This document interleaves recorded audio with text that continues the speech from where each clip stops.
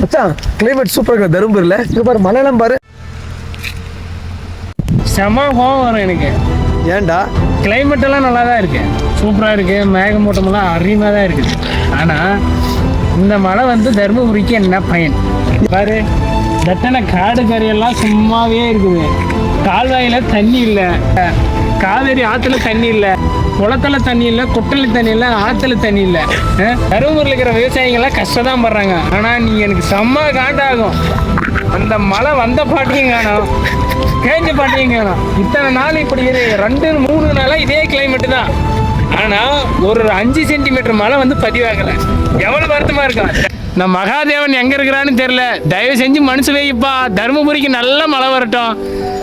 நல்ல தண்ணி வந்தே 2 வருஷம் ஆகுது. எல்லாம் எவனும் விவசாயம் பண்ணல. பெங்களூர் கோயம்புத்தூர்னு வேலைக்கு போகிறான். கிளைமேட் எங்களுக்கு தேவையில்ல, தண்ணி தான் தேவை. தருமபுரிக்கு தண்ணி தான் தேவை.